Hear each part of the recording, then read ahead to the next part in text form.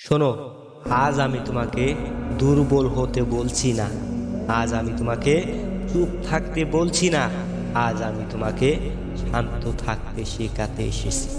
ভিডিওটা শেষ পর্যন্ত শোনো, কারণ শেষ কথাটা তোমার জীবন বদলাতে পারে। কারণ রাগ তোমাকে শক্তিশালী করে না, রাগ তোমাকে নিয়ন্ত্রণহীন করে তোলে। এই পৃথিবীতে সবচেয়ে বড় ক্ষতগুলো অস্ত্র দিয়ে নয়, রাগের মুখে বলা কিছু কথা দিয়ে তৈরি হয়। এক মুহূর্তের রাগ একটা সম্পর্ক শেষ করে দিতে পারে, একটা সিদ্ধান্ত নষ্ট করে দিতে পারে, একটা সুন্দর ভবিষ্যৎ ভেঙে দিতে পারে। এখানে থেমে যেও না, কারণ এই কথার সাথে তোমার জীবন জড়িত। ভেবে দেখো, তুমি যতবার রেগে গেছো ততবার কি পরিস্থিতি ভালো হয়েছে, নাকি পরে বসে বসে ভেবেছো ইস যদি তখন চুপ থাকতাম?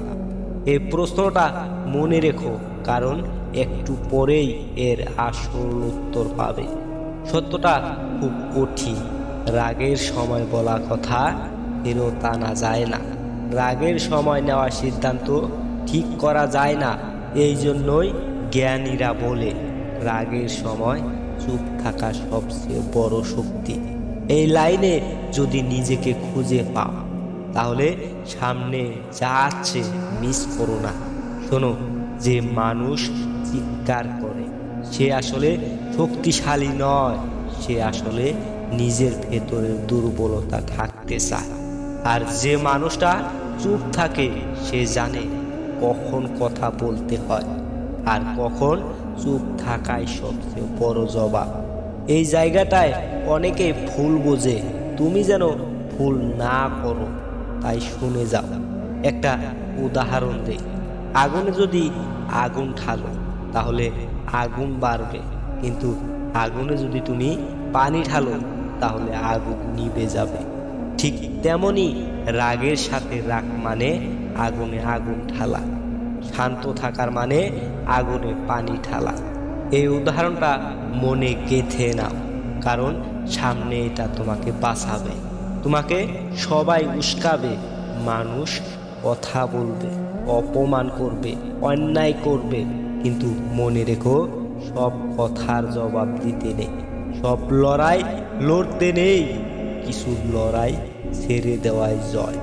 এই কথাটা যদি বুঝে যাও, তাহলে জীবন অনেক হালকা হয়ে যাবে।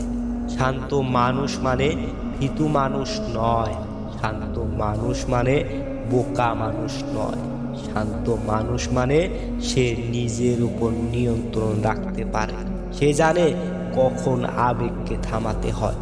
এখানেই শক্তি আর দুর্বলতার আসল পার্থক্য। একটা প্রশ্ন নিজেকে করো, তুমি কি অন্যর কথায় রেগে যাও? তাহলে তুমি কি নিজের উপর কৃতিত্ব রাখো, নাকি অন্যরা তোমাকে নিয়ন্ত্রণ করে? যে তোমাকে রাগাতে পারে সে আসলে তোমাকে কন্ট্রোল করে। এই লাইনটা আবারও শোনো, কারণ এটা খুব গভীর সত্য। শক্তিশালী হতে চাইলে প্রথমে নিজের রাগকে হারাও, প্রথমে নিজের জিহ্বাকে থামাও, প্রথমে নিজের মাথাকে ঠান্ডা করো। কারণ শান্ত মাথায় নেওয়া সিদ্ধান্তই জীবন বদলায়। এই অভ্যাসটা করলে তুমি আগের তুমি থাকবে না। যেদিন তুমি রাগের জবাবে নীরবতা বেছে নেবে, সেদিন তুমি সাধারণ মানুষ থাকবে না। সেদিন তুমি বুঝবে, শান্ত থাকা মানে হার মানা নয়, শান্ত থাকা মানে নিজেকে বাঁচানো। এই জায়গায় পৌঁছাতে পারলে তুমি অনেকের থেকে এগিয়ে যাবে। শেষে একটা কথা মনে রেখো, যে মানুষটা রাগ নিয়ন্ত্রণ করতে পারে সে পুরো জীবনটাই নিয়ন্ত্রণ করতে পারে। রাগ নয়, শান্ত থাকতে শেখো, কারণ শান্ত মানুষই সবচেয়ে ভয়ঙ্করভাবে শক্তিশালী হয়।